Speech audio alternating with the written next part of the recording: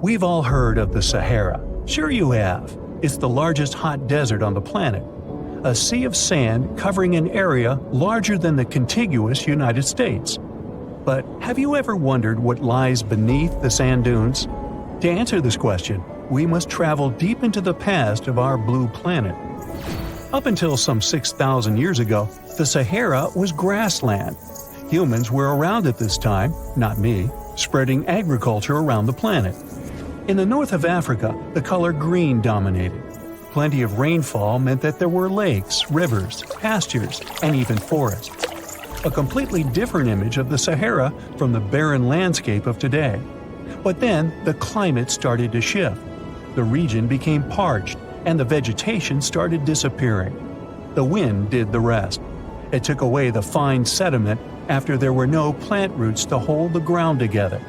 Give it a couple thousands of years, and you get a familiar image of the Sahara. Sand and rocks stretching as far as the eye can see. But when it comes to volume, only a quarter of the Sahara is actually sand. The yellow sands of the Sahara are just one part of the story. The desert has many other features, such as gravel plains, salt flats, and plateaus. Makes you think if we understand the word desert correctly. For people who study such terrains, geologists, there is only one condition for defining a desert: precipitation. If an area gets little or no rain, then it's considered a desert. The Sahara certainly fits the bill. Its average annual rainfall is just 3 inches. Compare that to the nearly 45 inches a year in New York. When we look at precipitation, this sandy desert is only the third largest in the world. Number 1 and 2 are Antarctica and the Arctic. They are larger than the Sahara by millions of square miles. It sounds odd, but there is more than one type of desert. The first two are polar deserts, while the Sahara is a subtropical desert. But the difference in air temperature are staggering. In Antarctica's interior, temperatures plummet to minus 76 degrees Fahrenheit. Compare that to the highest temperature on record in the Sahara of 136 degrees Fahrenheit. But this desert has a cool side. At night, the temperature is roughly the same as the average yearly temperature in Denmark. This hot and cold roller coaster makes it hard to choose the right outfit when venturing into the Sahara. And what about the sand? How deep is it actually? The depth varies between 70 and 140 feet. That's not too deep. If you put the Statue of Liberty in a tall dune, half of it would still stick out of the sand. Its vast amounts in the Sahara were created by aeolian processes. That's Greek for wind. Over time, it blows and shapes the surface of the earth. In dry areas with sparse vegetation, winds erode the ground much faster. That's what happened in North Africa. Under all that sand is the bedrock and cracked clay. If you started digging, you would find the same everywhere on the planet, with one important difference. There is some type of soil covering the bedrock. This is not the case in the Sahara. Because of the arid climate and a lack of vegetation, sand covers the ground below. Over the course of thousands of years, a lot of interesting finds ended up in the desert sand. For example, there are petrified tree trunks. These are essentially preserved prehistoric trees. They date back to the time when the region was lush green. In some places, the trees of this fossilized forest are at least 65 feet tall. The wood is so well preserved that you can still see the texture and knots. There are even fossilized pine cones. In 1992, scientists found glass fragments in eastern Sahara. These canary yellow glass shards were scattered across hundreds of miles. They didn't belong to an ancient civilization, although ancient Egyptians used them to make jewelry. In fact, the breastplate of King Tut had a beautiful scarab beetle centerpiece made from this desert glass. For a long time, scientists were puzzled about the true origins of these fragments. They finally concluded that the glass was around 29 million years old. It is an impact tape. If that sounds like it has something to do with the word impact, you are correct. These rocks are formed when a meteorite hits the surface of the Earth.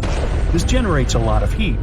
Scientists estimate that the temperature needed to melt this mineral was close to 3,000 degrees Fahrenheit. Apart from the regular fine-grained sand, we also have melted sand in the Sahara. But the desert conceals other unlikely artifacts. Shark teeth are a common find in Morocco, which sits in the western part of the Sahara. What are the fossilized teeth of these marine predators doing in the middle of the desert? This part of the world looked entirely different millions of years ago. There was a sea cutting right through what is now a desert. The Trans-Saharan Seaway ran the length of present-day Algeria and Mali. It was around 165 feet deep. That was enough for all sorts of aquatic animals to inhabit it. Large catfish, sea snakes, and of course sharks lived in the area. British archaeologists even unearthed a turtle shell in Mali in the 1980s. For centuries, there was even an entire city hidden under the desert. Timgad was a Roman outpost constructed by the Emperor Trajan around the year 100 in the current era. For various reasons, its residents abandoned it around the year 700. The sands of the Sahara soon engulfed the city. It had remained hidden for nearly 1,000 years. Then, in the 1700s, a Scottish explorer started digging out the city. His team first uncovered a sandstone triumphal arch 40 feet high, similar to the ones we can see in Rome and Paris today. An amphitheater soon popped out of the sand, and it was followed by well-preserved statues of Roman emperors. The Scotsman's find was so impressive that no one believed him at first. It took 2 more centuries for archaeologists to fully excavate the city during the 1950s. The site covers a surface as large as 10 polo fields. The ruins reveal the full mastery of Roman city planning. All the streets meet at a right angle in what is known as an orthogonal grid. You can find the same layout in modern cities such as New York. Historians estimate that during its heyday, 10,000 people called Timgad home.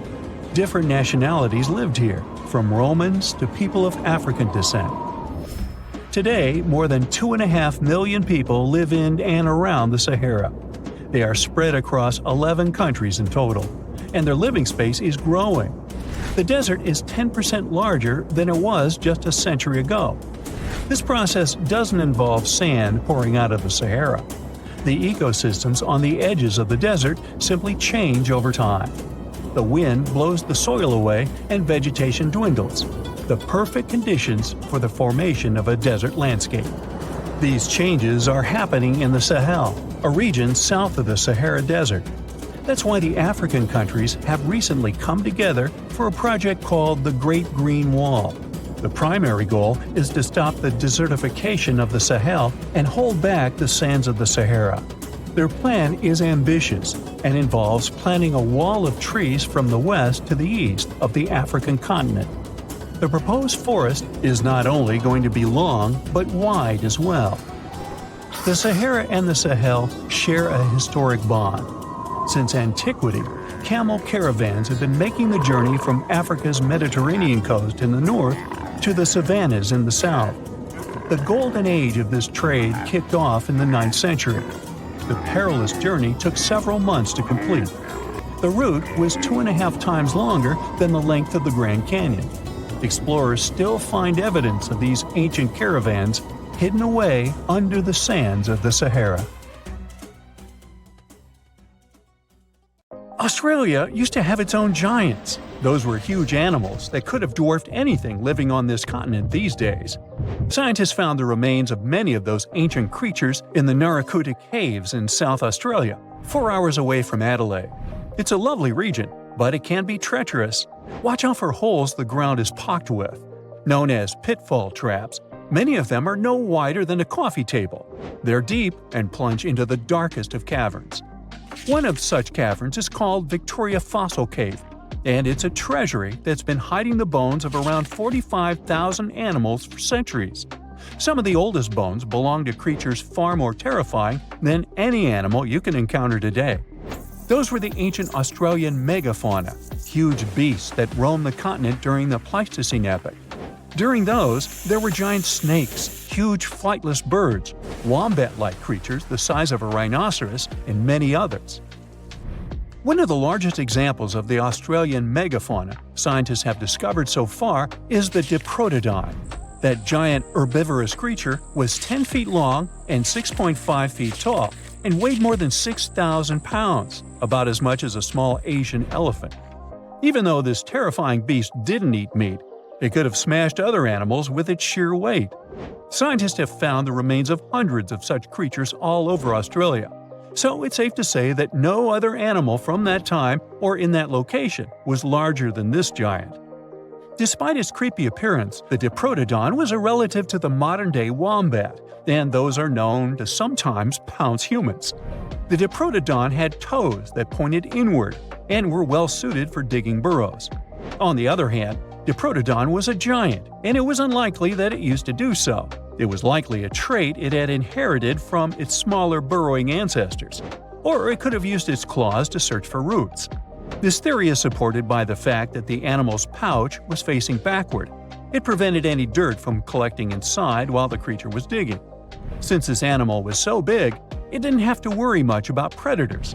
Up until 60,000 years ago, when the first humans appeared on the continent, full-grown Diprotodons only had to look out for creatures like the quincana. Measuring in at a whopping 20 feet long, the quincana was a land crocodile.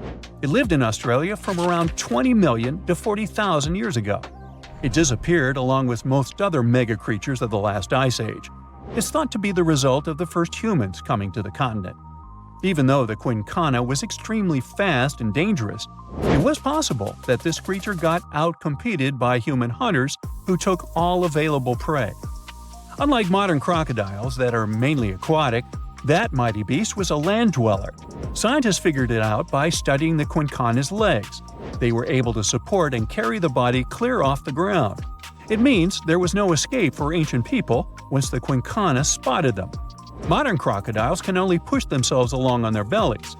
Such an adaptation allowed the quincana to chase its prey for long periods of time, exhausting it in the process. Another creepy feature of this ancient monster was its teeth. Aquatic crocs have conical teeth. Those are great for gripping and holding on to prey underwater. But quincana had knife-like teeth, ideal for slicing soft-bodied animals like, mammals. Another Australian monster, Thylacoleo, wasn't all that large, but it didn't make it any less terrifying. It was still among the top predators and the biggest carnivorous animals in Australia. This creature was a true oddity of nature, even by prehistoric standards. First, its teeth resembled not those of a regular predator, but those of a rodent. Its front incisors were enlarged, taking the place of canines. Premolars were also shaped like blades. They were used for cutting flesh and bone. At first, scientists thought that Thylacoleo used those teeth to eat nuts and fruits. But later, a study showed that the use of such teeth was better suited on necks and spines. The jaws of this ancient creature were immensely powerful. A 220-pound Thylacoleo had a bite force similar to that of a present-day 550-pound lion. It means that the animal could easily bring down prey much larger than itself. Then there was Thylacoleo's tail. It had strong muscles which provided the animal with the ability to use the tail as support when tackling large prey. The Thylacoleo had retractable claws, and this feature is very uncommon among marsupials. It allowed the animal to keep its razor-sharp hooks from getting blunt and could help it get a better grip on its prey. Scientists are quite sure that, like today's leopards, the Thylacoleo could climb trees and jump on other animals from above. It was done so fast and stealthily, they never knew what hit them. The creature's rear feet support this theory. The first toe there was reduced, but the foot had a rough pad like what modern-day possums have. It allowed them to have a better grip while climbing. Right after scientists found the first skull of the Megalania, this animal was classified as a lizard. That's why its name translates to small groomer. But after they discovered more complete fossils, it turned out that the Megalania was a giant turtle. But that's not all. It was one of the largest land turtles to ever have existed. The main reason researchers initially believed the creature to be a lizard was the fact that its skull was adorned with a series of spikes. It's something the modern-day horned lizard can boast. But even after discovering the true nature of the Megalania, Scientists still don't know how to properly catalog it. It might have been a creature that folded its neck under its spine, or it could have folded it to the side. Beside those defensive mechanisms on its head, the Megalania was also equipped with a spiked tail, which was probably used to prevent predators from attacking the animal from behind. Most species of the Megalania disappeared around 2,000 to 3,000 years ago because of humans who hunted them to extinction in both Australia and on the surrounding islands.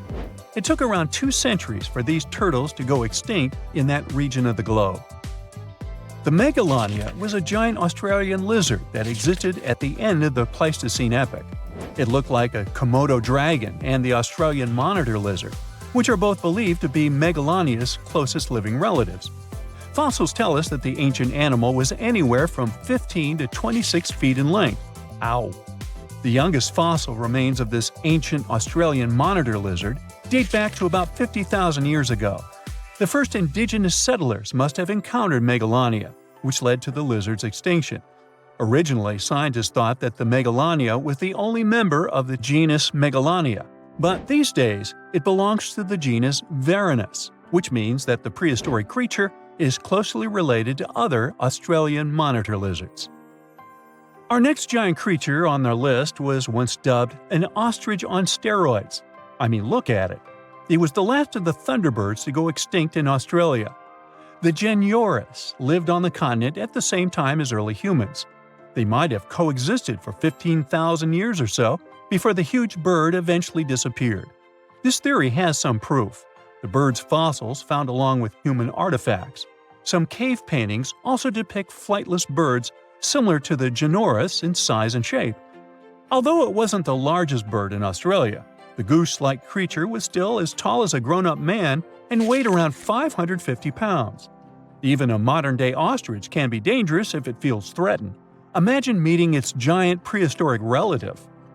Scientists are still arguing about its diet.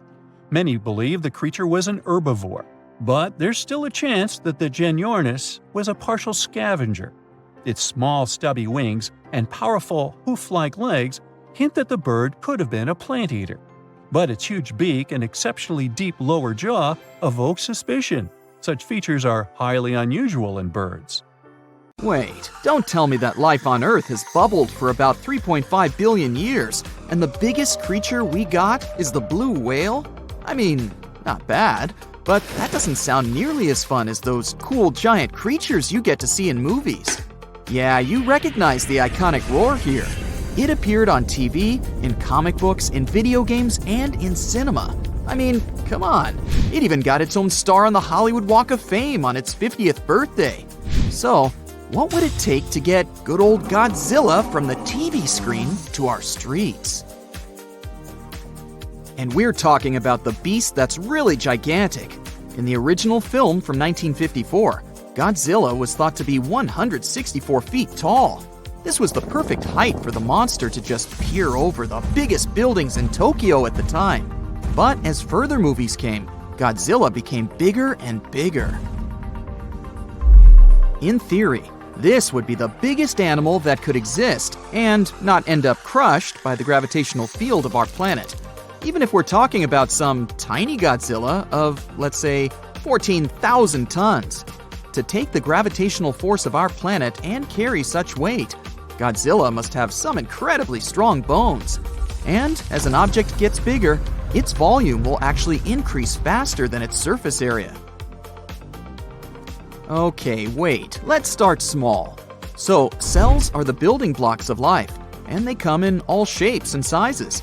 But the thing is, cells have a problem when they try to grow too big. As they grow, their surface area, the outside, doesn't keep up with their volume, which means the inside. It's like having a big mouth but a tiny stomach. You can't digest all the food you want to eat. Why haven't I learned that already? Especially when I open my fridge for a midnight snack. So, if cells get too big, they can't get enough nutrients in and waste out fast enough. It would be like living in a very big house, but with just one tiny door to go in and out. Plus, that's not their only problem. Cells also need to be able to divide and replicate, and this task gets tricky as they get bigger. They need this thing called microtubules for that. It's sort of like a skeleton that gives them structure. But don't worry, evolution is a foxy little thing. There are some cells out there, like a specific type of invasive algae, that have found ways to break the rules and get really big. And they don't even need to divide to do that. This algae could pass as an aquatic fern that has fronds up to 31 inches long. But what you're looking at is just one big cell. It has multiple nuclei, though, which are like the control centers of cells. Plus, there are even some bacteria that are living in a symbiotic relationship with the organism, which means they help each other out when necessary. It's like having a bunch of different rooms inside one big house, with some roommates living there that help around from time to time. Then there's a monster algae known as the sailor's eyeball, which is like a giant ball of green slime.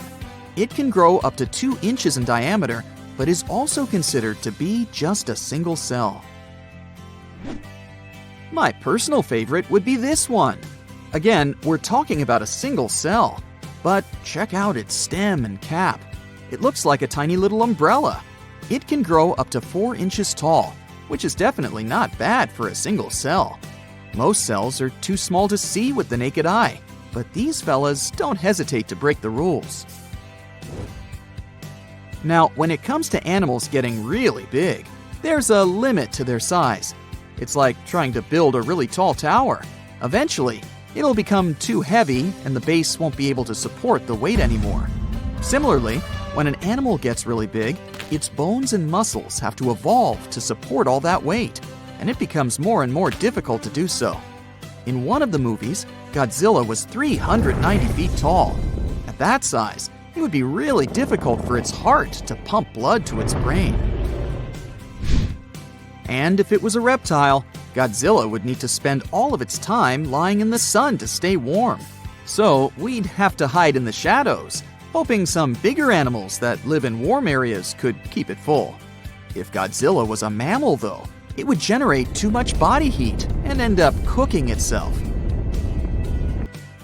The biggest land animals we know of were sauropods, a type of dinosaur with a really long neck and tail.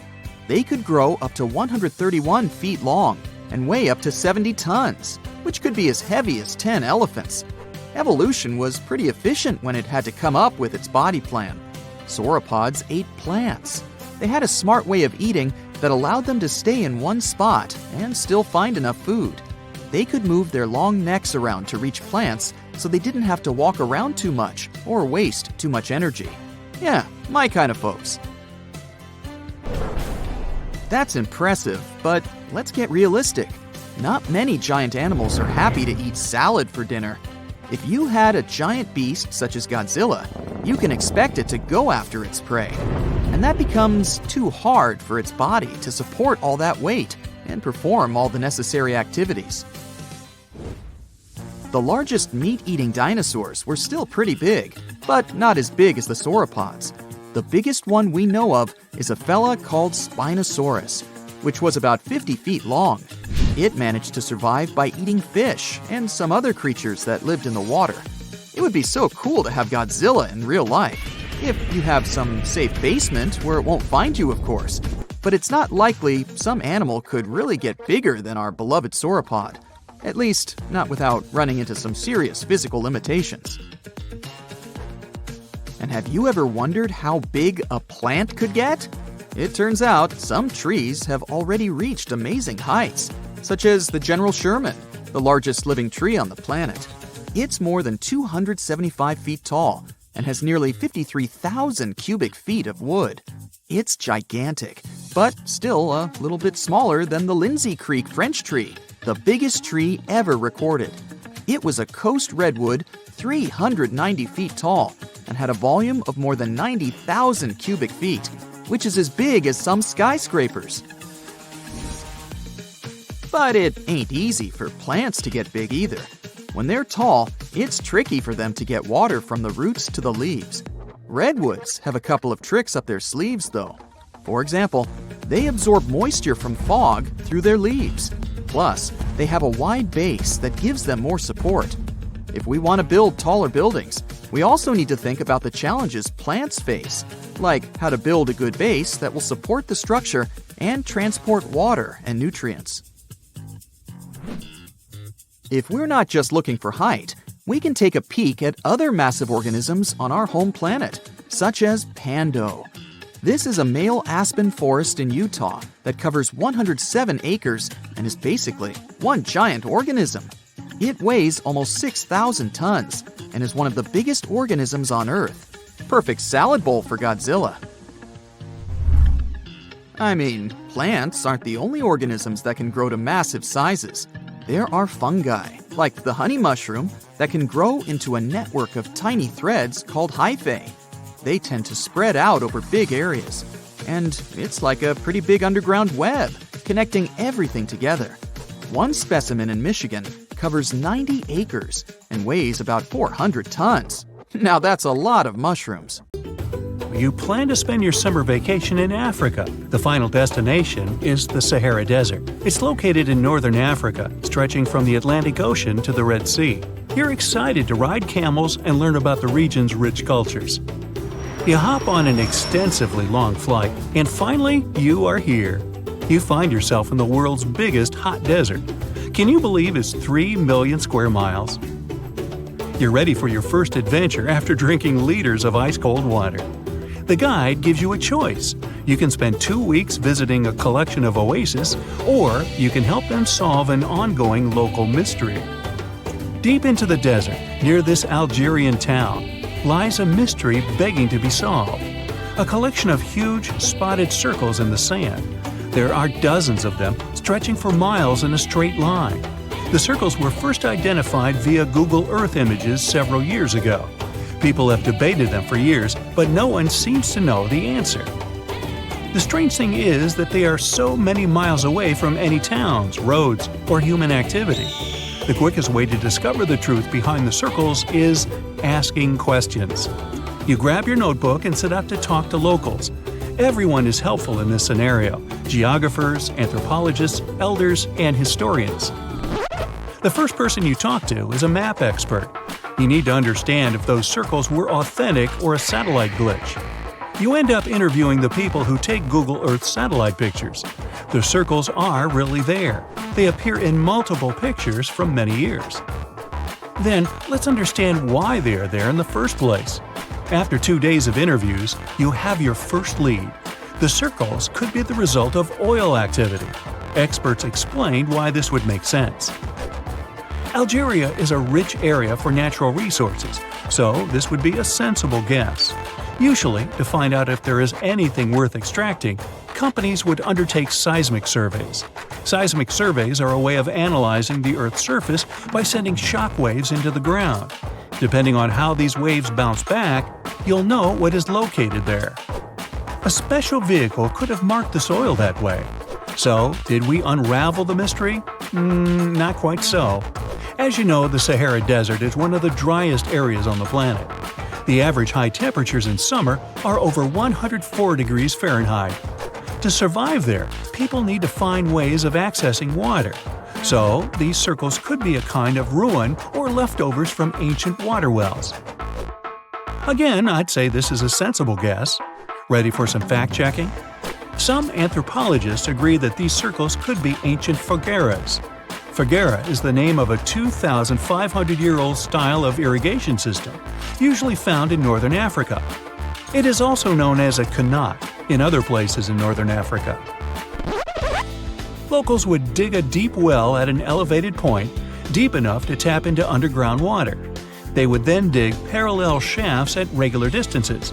Then they would dig an underground channel that connected the city to the well. Solely with the help of gravity, water would run from the well to the city. This traditional technology provided water for crops, livestock, and humans. Now, let's say these wells made human-made oases possible. Even the closest municipality name was an indication that this could be true. The name Fogueret Essaouira is actually named after Fogueres, these ancient wells. Now, this lead was proving to be very accurate. You decide to travel over there to see for yourself. You take a local bus, sit back, and enjoy the ride. The landscape in northern Algeria is filled with ancient-looking towns. You even see ruins of wells along the way, on the outskirts of smaller cities. Opening Google satellite images, you can see the Qanat's markings on the ground, a series of holes running down several miles. But as soon as you arrive, you find out you were wrong. Dale Lightfoot, one of the world's leading experts on Qanats, said that the circles were definitely not Qanats. Even the satellite images confirm this difference. Uh-oh, we were so close. Apparently, Qanats or Phaguras would not run down a straight line. They wouldn't be shaped like circles. Another clue that this wasn't the case was that there were no towns at the end. The circles were really far away from any human activity, and Qanats were explicitly built to provide water for human settlements. Well, it sure was a good try. You almost gave up on this mystery when you decided to take one more field trip. It was days of preparation, pick up cars, food, equipment, all so that the mystery of the Sahara circles could be unraveled. On the first day, you drove over 99 miles into the desert. You were always curious to see what this part of the world looked like. Over there, you see nothing but mustard yellow dunes. The night sky is pretty decent though. You can see the entire Milky Way with your own eyes. You set up camp and sleep under a canopy of stars. The next day, tension grows. There's no cell reception. Oh dear. But thankfully, you added the coordinates of the circles to your Google map. And surprise, the offline mode works out there. You follow the coordinates, but it leads you astray. You start to get nervous, thinking this was all in vain. But you and the team get into the car and drive a few more miles past the coordinates on your phone. After a very bumpy ride, you can't believe your eyes. There it is, an enormous crater dug on the sand, surrounded by 12 smaller holes. From up high, it looks like a clock, without the pointers, of course. On the ground, they're very faint, so faint you almost miss them. Searching the area, you notice all the holes had something similar, metal wires, thin wires that you can pull from the ground. They're buried deep, so you start digging. An object starts to reveal itself. Uh-oh, it looks like old dynamite. This certainly surprises you.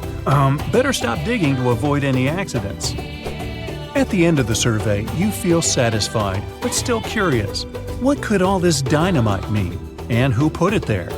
What comes next is the turning point of your adventure. Walking back to the car, you see something shining on the ground. You approach the item with curiosity. It's round and rusty and looks like a sardine can. What's that doing here? Could this give you more clues about the circle's mystery? Just in case, you pick it up and put it in the car. Back in the city, the puzzle pieces start to reveal the story behind the Sahara circles. You bring photos and the sardine can and show them to local experts. They analyze your material and give you an intriguing verdict. As it turns out, guess number 1 was the closest one to the truth. So, what happened to the first guess? Why do we need to keep digging deeper? Well, because it was only half right. The Sahara circles are not a historical footprint of seismic surveying.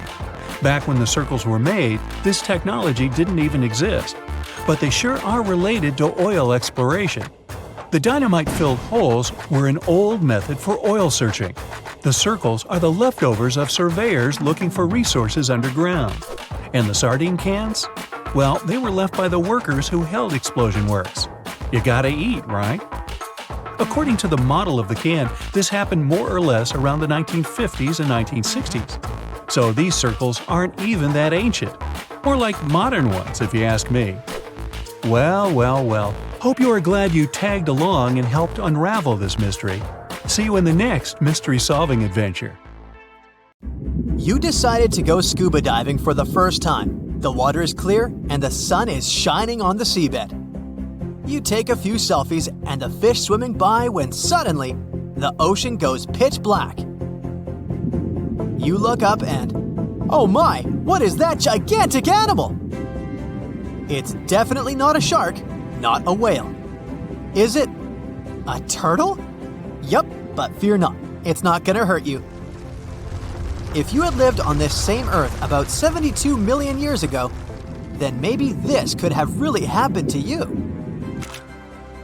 Scientists have recently found the fossils of a gigantic marine turtle that could have grown as big as 12 feet. If you don't have any idea of how big that is, let's see some examples. That's the average length of a hippopotamus, 6 golden retrievers, or 2 Michael Jordans stacked on top of each other. The turtle's scientific name is an homage to that old-school sea monster called Leviathan. Maybe you remember this from old-school history lessons. The Leviathan is supposedly a mythical creature that would swallow entire ships or people that were deemed too greedy by the creature. Can you imagine being swallowed by this humongous sea turtle? No, thank you. The fossils of this gigantic creature began to be excavated between 2016 and 2021, all the way in northeastern Spain. The first fossil was located by a hiker in the Spanish Pyrenees, and it was around 8 inches long. The pelvis of this turtle alone measured around 35 inches. It would definitely be one of the biggest turtles today if it hadn't gone extinct. FYI, the largest living sea turtles today can reach up to 6 feet in length, which is already pretty big. Now, how about a gigantic prehistoric scorpion? I bet most people here are not huge fans of these creatures, especially since they're poisonous. Which is why the thought of a 9-foot-long aquatic scorpion might be the stuff of nightmares. Let's just say that if they hadn't gone extinct some 400 million years ago, lakes and rivers would be much more dangerous places for humans today. These gigantic insects were considered to be apex predators in their time, hunting everything from fish to other animals, even of their own kind. Yikes! I got goosebumps just imagining these creatures. Should we thank the asteroid that hit our planet now or later on in this video? Another prehistoric animal that would shock humans if it were still alive is the so-called Megatherium, a gigantic sloth. This huge sloth is believed to have grown up to 20 feet long, and its weight could be up to 8,000 pounds. It was found in the woodlands and grasslands of South America. The creature used to stand on its 2 feet in order to reach leaves on high branches. These giant sloths had huge claws. They helped them climb trees. I gotta say, I feel uncomfortable imagining these elephant-sized sloths climbing trees. Oh, of course, some dinosaurs will make our super-sized creatures list. But before that, here's a fun fact. Did you know some dinosaurs are still alive today? Scientists have proven that birds are classified as theropod dinosaurs. Such infamous creatures as the T-Rex and Velociraptor belonged to this group. I'm sure you've heard these names even before you watched Jurassic Park. The Velociraptor is that scary dino that breaks into the kitchen. Well, they evolved, gained some feathers, and turned into various species of birds we know today. That means that any bird from chickens to those little blue ones is a direct descendant of dinosaurs. Now, does the name Spinosaurus ring a bell? You can see this huge dinosaur in some museums today. Its fossils, I mean. The Spinosaurus was one of the biggest land predators to walk Earth. Actually, to walk its land and water, since scientists believe that this dino was semi-aquatic. It fed mostly on meat, which means humans would be its natural prey if it lived today. This meat-eating dino lived around 90 to 100 million years ago. It was about 60 feet long, 12 feet high, and weighed up to 22 tons. Its head was around the size of 8 bowling balls and was shaped like a crocodile's face. Basically, the Spinosaurus was a big African elephant with the face of a crocodile. Just kidding. But that would look funny though, wouldn't it? A much more attractive dino was this guy. It's considered to be the largest dinosaur that has ever lived on our planet. What made it so big was its extremely long neck and very long tail. You wouldn't want to stand behind this creature, believe me. If it decided to swish its tail, you'd get catapulted very far away. This creature lived around 100 million years ago, and its fossils were first found in Argentina around 2012. The dino measured 120 feet from head to tail, which made it almost as big as an American football field in width. And have I mentioned it weighed almost as much as a space shuttle? A staggering 75 tons. If it had been a carnivore, it would have probably been the greatest predator. But this big guy was a peaceful herbivore that had such a long neck that it could eat leaves from high trees. Cute, right? We must also talk about the Shastasaurus. As the name suggests, this animal is popularly known as the Mount Shasta lizard. Even though it was a marine reptile and probably never set foot on the mountain itself, this dino was usually around 23 feet long, but there was a specific strand of this species that could get as big as 69 feet long, about the size of the great blue whale. This made it the biggest marine reptile to have ever lived. A fun fact about the Shastasaurus is that scientists believe it didn't even have teeth, which means it could only feed on soft-bodied prey, such as squid, for example. The next animal on our list is the blue whale. Believe it or not, the biggest living animal on Earth actually started small. These days, the average mature blue whale can reach up to 100 feet in length and weigh up to 200 tons. That's more or less the weight of 40 elephants put together, or 30 Tyrannosaurus rexes, or 2,670 average-sized people. Blue whales have to eat up to 50 million calories per day to support that body. That's the equivalent of 30,000 Big Macs, just FYI. But blue whales weren't always this big. They actually evolved from a four-legged mammal that lived on Earth around 48 million years ago. Their ancestor was called Pakicetus, and it was only 6 feet long. Here's a fun fact. To be able to live in the water as one does today, the blue whale had to go through some intense adaptations. A blue whale can replace up to 80 to 90% of oxygen in its lungs each time it takes a breath.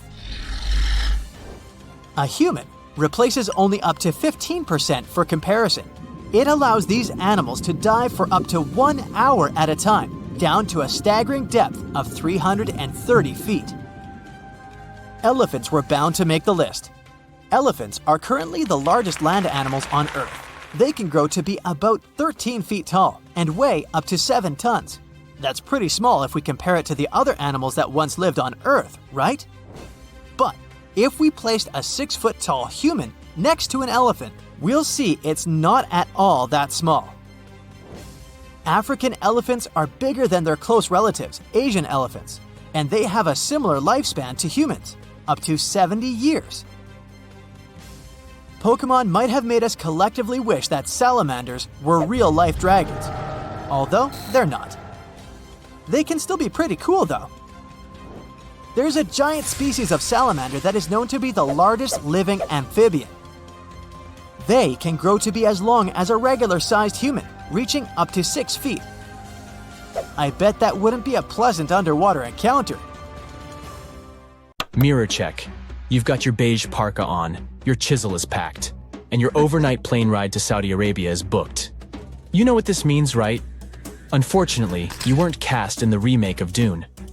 It just means that you're ready to go explore the world's largest desert areas in the hopes of uncovering prehistoric secrets about our ancestors. Let's get one thing straight. If you ever thought that deserts were empty spaces, think again. They might be filled with sand as far as the eye can see, but they also hold a lot of history, you know, because before humans settled down in cities and towns, we were nomadic people, and we traveled all around the globe looking for food, water, and shelter. So we had to come up with some interesting stuff to survive. Like this thing that was found in the desert of Saudi Arabia. Do you have any idea what this could have been? Over many years, scientists have discussed the origins and use of huge structures such as these ones. It seems our Neolithic ancestors were way smarter than we gave them credit for. They didn't spend all their hours around the fire carving weapons out of stone. No, they were also practicing their architectural skills. These huge stone structures are called desert kites, because if you look at them from a distance, well, they sort of look like kites. Archaeologists have arrived at the consensus that these kites were used to lure animals in. This way, it would make it easier for our ancestors to guarantee their week's food. But that's not all. Take a look at these monolithic structures right here.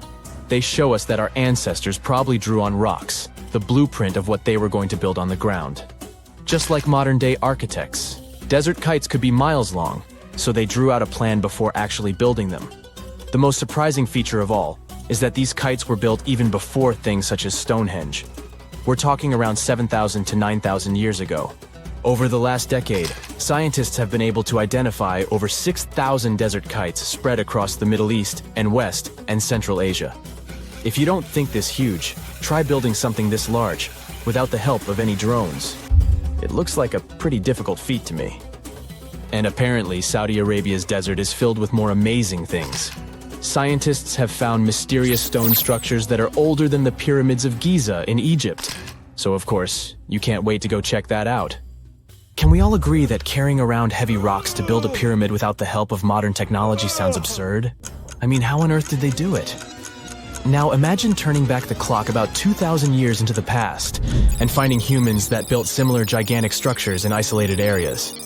Take a look at these so-called mustadils. They are rectangular structures built from piled-up stones, found over 77,000 square miles.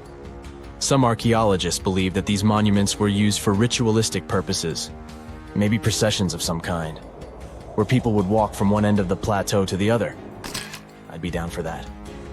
Now let's move on to another deserted area. We're entering the world-famous Sahara Desert landscape. Isn't it beautiful? Here, you're about to unravel an ancient mystery, something that took years for researchers to solve.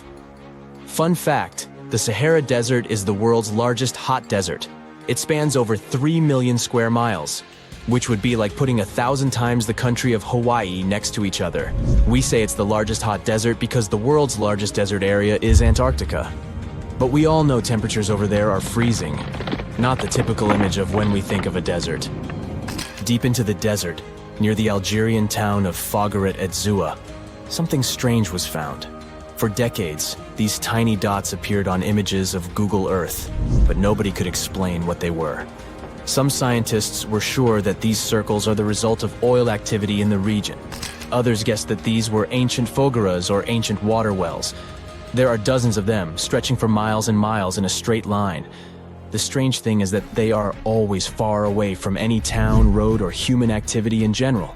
So what was or is their purpose? If you had to take a guess, what would you say?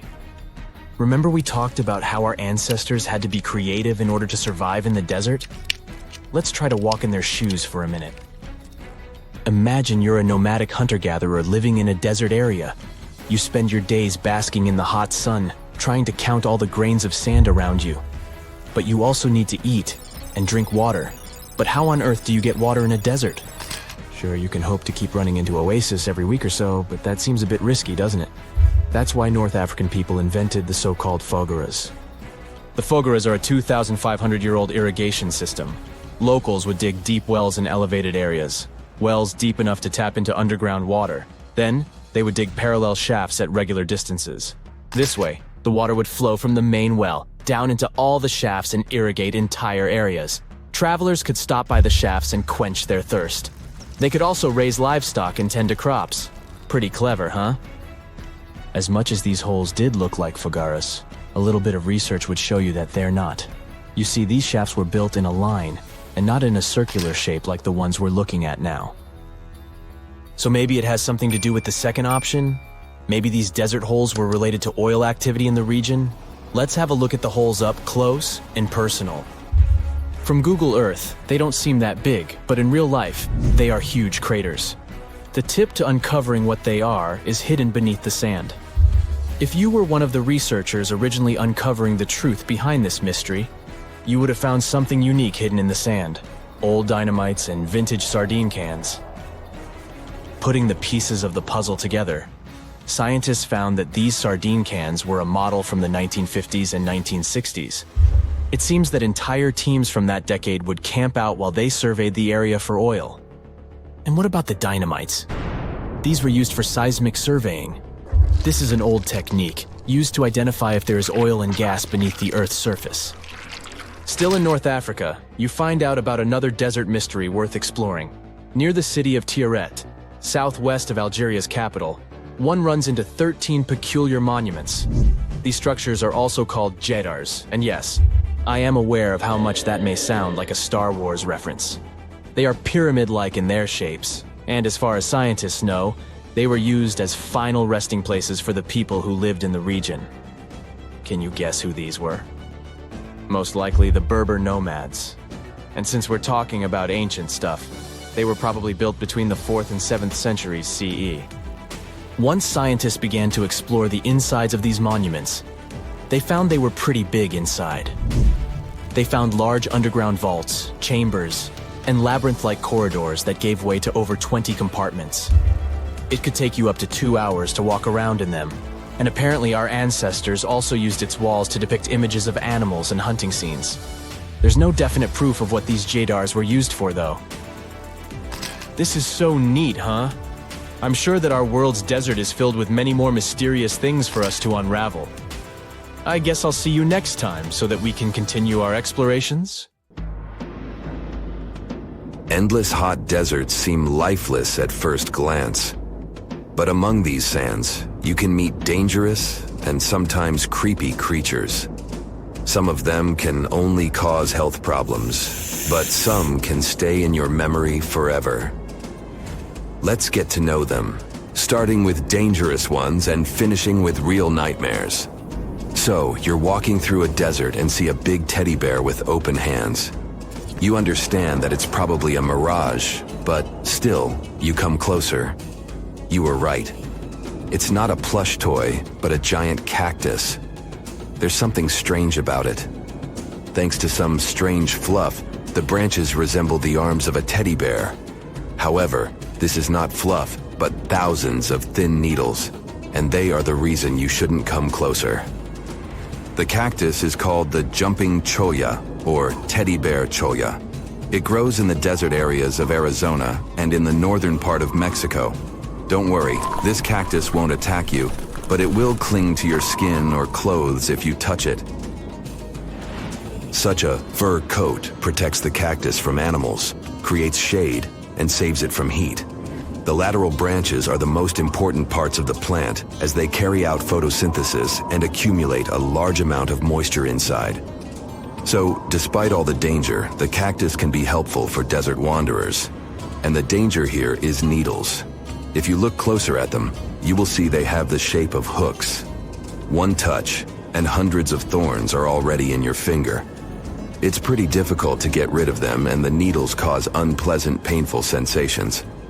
But the coolest thing about this cactus is the way it reproduces. The plant clones itself in a new place. When animals and people pass the jumping cholla and touch it, the cactus gives them a small piece of itself, along with the needles. As soon as you throw this piece to the ground, it takes root and starts growing. The degree of danger is rising. The next monster from the desert is running toward us, and that is an ostrich. Many think these animals are cowards hiding their heads in the sand. You will most likely change your mind if you're unlucky enough to meet one. Usually, ostriches are not aggressive, but you should run if you come closer to their nest. On the other hand, you won't be able to do that because ostriches move at a speed of 43 miles per hour. You need a car to get away from them. They run and hit their enemy with their chests. There have been cases when ostriches attacked vans and caused significant damage to them. But the main danger these birds present is their powerful legs with sharp claws. They can deliver strong blows with them and even beat a prone opponent. So yes, if you see an ostrich in the distance, go the other way. This small spotted lizard lives underground almost all the time in the arid deserts of the southwestern US and northwestern Mexico. Sometimes, it goes outside to find lunch. It only seems cute, but in fact, it's a dangerous Gila monster. Its thick skin protects the reptile from hawks, coyotes, and other predators. But its main protection is its venom. Snakes and spiders inject their toxins using long, needle-like fangs. The Gila monster clamps down and chews the prey to spread the venom. And when it bites a person, it can keep its jaws closed for a long time. Getting rid of the animal is a tricky feat. People who have experienced the effects of the venom say it feels as if hot magma passes through the veins. Despite this, the lizard turned out to be useful for science. Doctors used its venom to create medicines for diabetes and obesity. The time has come. Now you're about to meet one of the creepiest creatures living in the desert. Be quiet and listen to the silence. Stand still. There's no one around. Suddenly, you hear some hissing coming from below. You lower your head and see it. A big yellow spider the size of a human palm with strong jaws and long legs hides in the shadow of your body. In horror, you run away from this monster, but it goes after you. It isn't easy to do it in this situation, but try to calm down. The creature isn't interested in you. It wants only your shadow to hide from the scorching sun.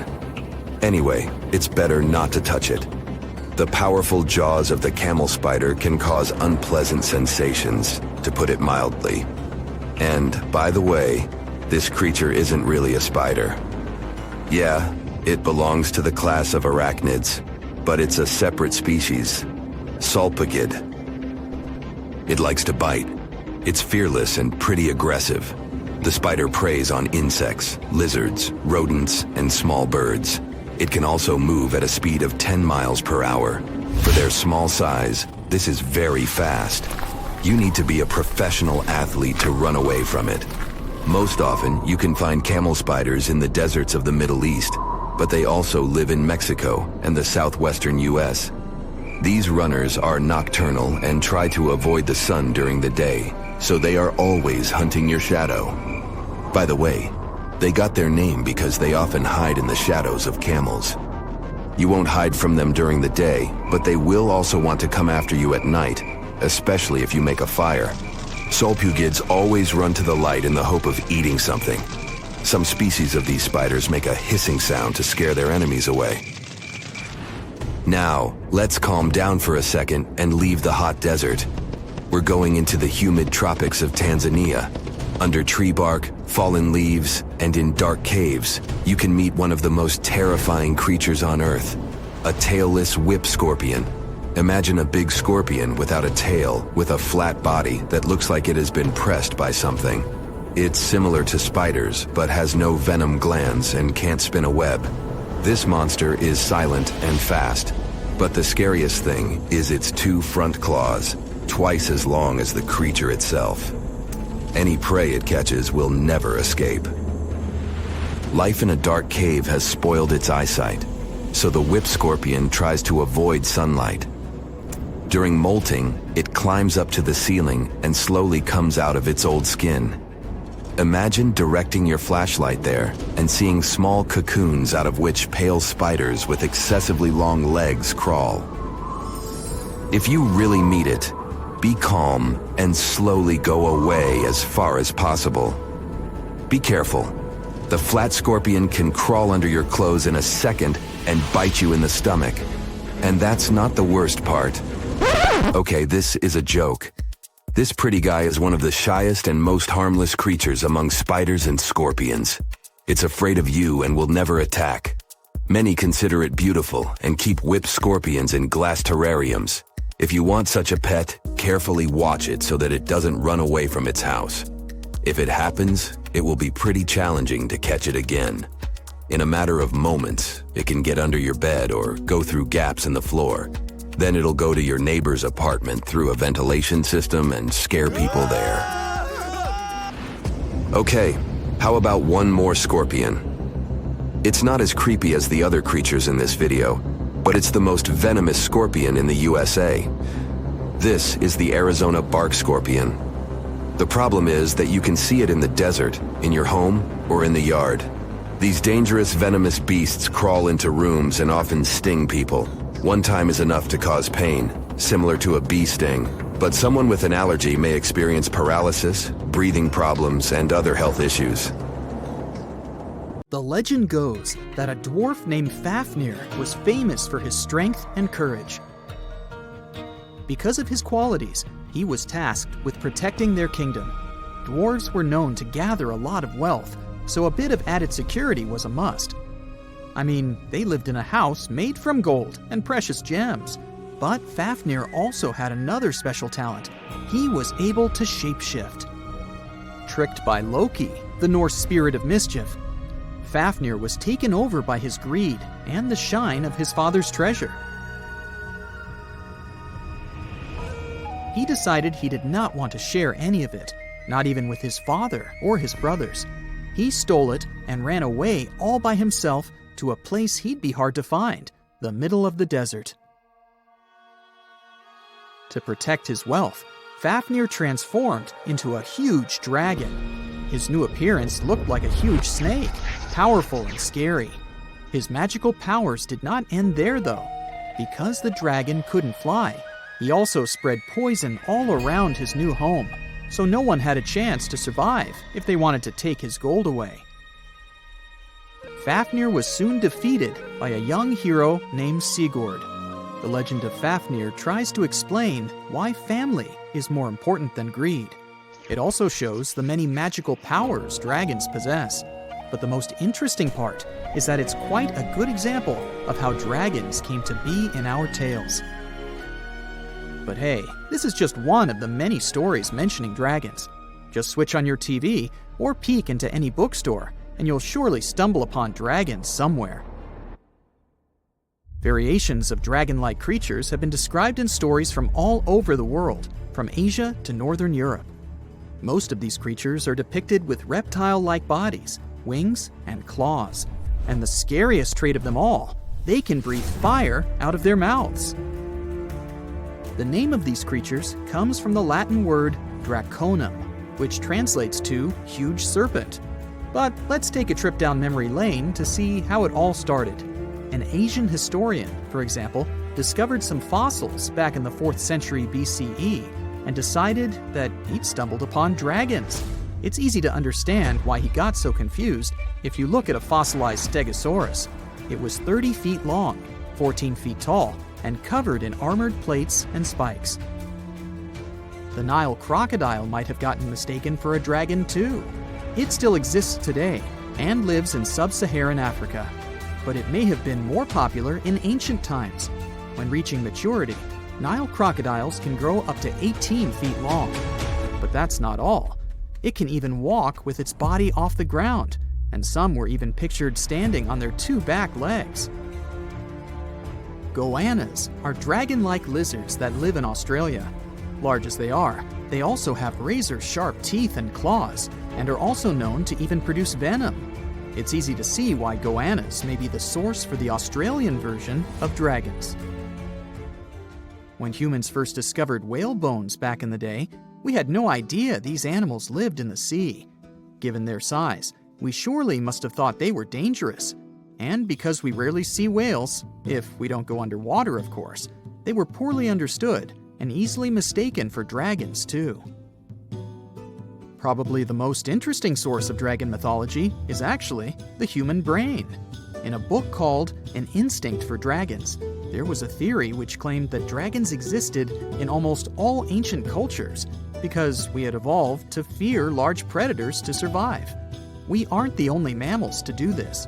Monkeys have an innate fear of snakes and large cats too, for example. When you combine these natural traits with folklore, you get a lot of dragon stories everywhere, adapted to each region. Reptilian beasts with magical powers date back as far as the origins of human civilization itself. I'm talking about ancient Mesopotamia. Humans back then used to believe in all sorts of creatures, but their head spirit was Marduk, the patron of the city of Babylon. If you look at the artwork from back then, Marduk was depicted with a snake-like dragon at his side.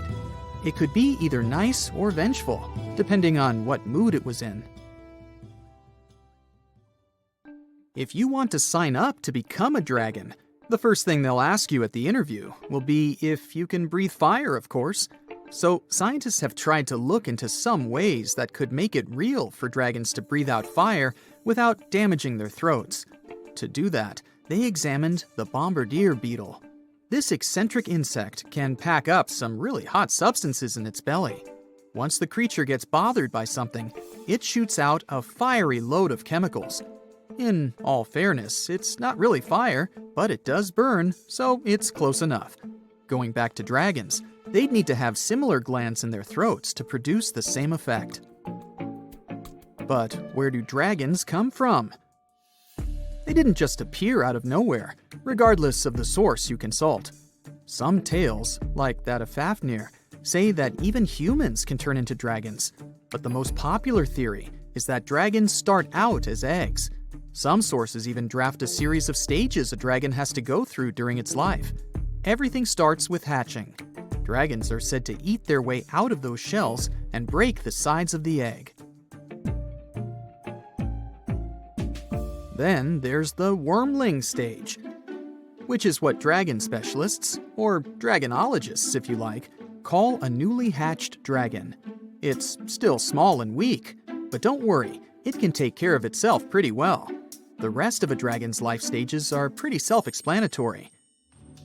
There are grown-up dragons, then ancient ones. A dragon's life ends when it reaches the twilight stage. Some sources claim dragons never stopped growing. Others even say they never reach the end of their lives. They just pass on to another type of spiritual existence. Dragons are known to be the symbol of a lot of different things. But that all depends on their origin. In some regions of Asia, they are known to bring luck, power, and wealth. To become a powerful warrior in Britain, you'd need to first defeat a dragon. That's why you often see them on flags. The flag of Wales, for example, has a large red dragon on a green and white background. Western stories aren't as nice to dragons. They are often seen as evil and vengeful. Another myth associated with dragons is that they love gold and precious stones. This greedy side of their temperament seems to date back to ancient Greece, where dragons were tasked with guarding treasures. Some of these guarding dragons were seen in such tales as The Hobbit and in the Harry Potter series. As for dragons' magical abilities, they also vary a lot. Some were said to have blood with supernatural properties. Some were rumored to be able to speak. Others were famous for their wisdom. A lot of dragons in ancient literature could fly or shapeshift, even into humans. Some real-life creatures got their names thanks to bearing a resemblance to dragons, like the dragonfly that has more than 5,000 subspecies we know about. It got its name from folklore tales, as Europeans in the Middle Ages saw it as an evil insect. Dragonflies were accused of some really nasty things, like biting people's eyes and mouths. But the creature that resembles mythical dragons most is a reptile called the flying dragon. They're seen in wooded areas of Southeast Asia. They don't really have wings per se, but parts of their ribs are elongated to support some extra skin that allows them to leap through the air between trees.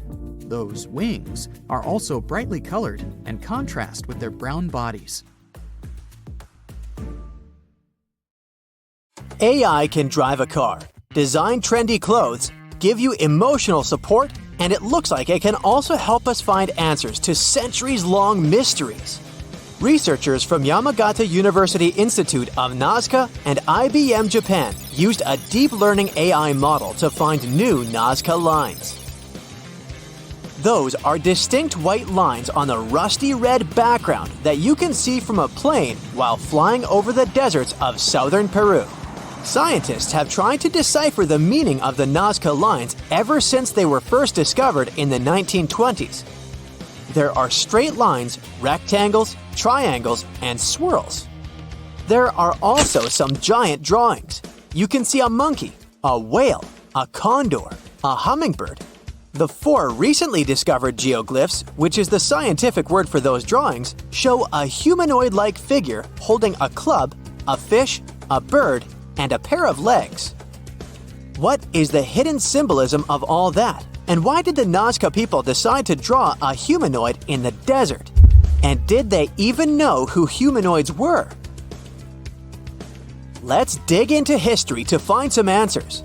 The representatives of the ancient Nazca culture created their famous lines more than 2,000 years ago. The geoglyphs have stood the test of time thanks to a dry climate and strong winds in the desert. Scientists found that to form the lines, the Nazca people scraped off the top layer of pebbles, revealing the contrasting soil beneath. The soil's color varies from reddish-brown to yellowish-gray. It makes it look like the lines are constantly changing appearance. It looks like the creators first made small-scale models and then enlarged them to create the full-scale designs we see today. In total, there are more than 800 straight lines, around 300 geometric figures, and 70 animals and plant designs. You can find the first mention of the lines in the 16th century Chronicle of Peru, where they were first described as trail markers in the desert. Since you can't really study the lines and their symbolism from the ground, those geoglyphs only became world famous only in the 1930s. It was the start of the era of commercial planes, so more and more people could witness the lines from their window seats and spread the word. During his research a decade later, Professor Paul Kosuk noticed that one of the lines aligned with the setting sun on the day after the winter solstice, which is the shortest day of the year. He supposed that the lines had some astronomical significance. German researcher Maria Reiche, who got the nickname the Lady of the Lines, supported the theory that the geoglyphs served as a calendar and some sort of astronomical purposes. She spent 40 years studying the lines and literally swept them inch by inch. She also moved into a small house close to the lines to protect them from unwanted visitors. And that's how the Nazca Lines mystery was solved. Just kidding. In the 1970s, American researchers began to question astronomical theory. In a region like Nazca, one of the driest places on Earth with only around 20 minutes of rain per year, water is a real treasure. So the straight lines and trapezoids could have something to do with it. They could have been an ancient version of Google Maps, pointing at locations for rituals that the local people organized to get some water and help their crops grow. The images of animals in the Andes region are also related to water. Spiders are thought to be a sign of rain. Hummingbirds symbolize fertility, and monkeys living in the Amazon mean an abundance of water. That could explain the choice of symbols in the desert, but there's no strong proof to support this theory. So the work on explaining the meaning of those mysterious geoglyphs is going on. In the 21st century, the Nazca Lines have become the research ground for archaeologists from Yamagata University. Masato Sakai, a professor of archaeology, together with others on the team, are using high-resolution aerial photography and drones to discover and catalog the lines. They found images of humans, camelids, birds, orca whales, cats, and snakes, most likely created between 100 before current era and 300 current era. Some of the images are around 10 to 20 feet long, and that's why they were pretty tricky to notice. The largest geoglyphs are 1,200 feet across, which is about the height of the Empire State Building. The researchers believe the Nazca Lines were a form of communication in the desert for their creators. The linear ones pointed the direction from valley to valley. The ones drawn on slopes seem to have been drawn along ancient pathways between settlements. Professor Sakai explains that discovering new lines is tricky. Some of them are so poorly preserved that it's hard to spot them in aerial photos. There are also irrigation systems and roads all across the Nazca region, and it complicates the task. And that's where AI comes in handy. The team showed it pictures of previously explored Nazca Lines so it could learn what to look for.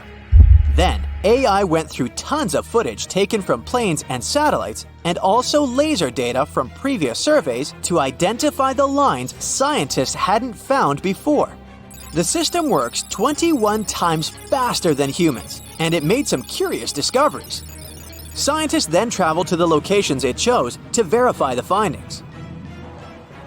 In 2019, AI helped to discover a humanoid-shaped character with a rectangular head who is holding a stick and wearing a headdress.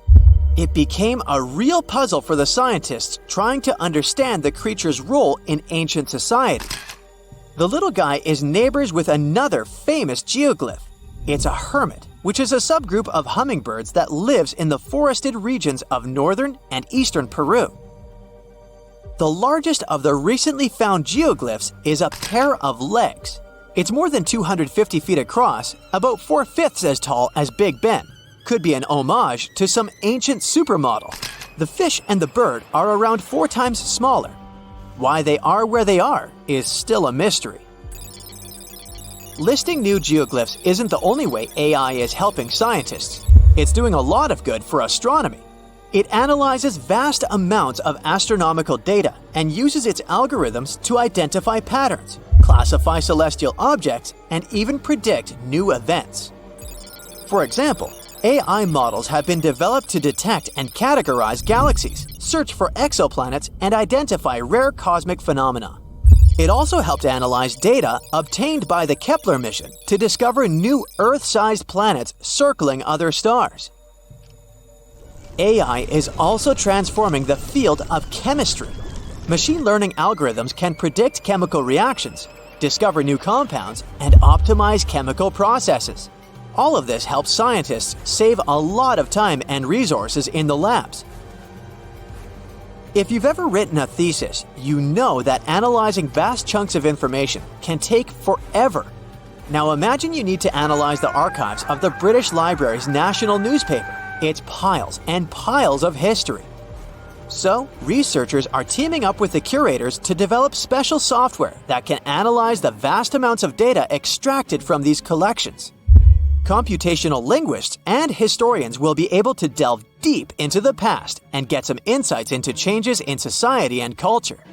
They'll focus on key periods and track how advancements in technology shaped various aspects of society. AI even helps in the conservation of seals.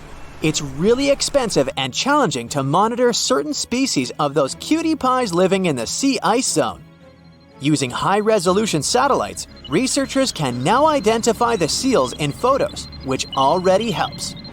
But manually counting seals across huge areas of ice is like putting together a jigsaw puzzle of a blue sky consisting of 1 million pieces.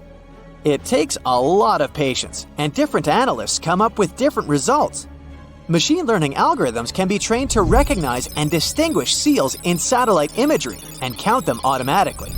Researchers can then use this accurate data to monitor seal populations over time and study their behavior and habitat more effectively.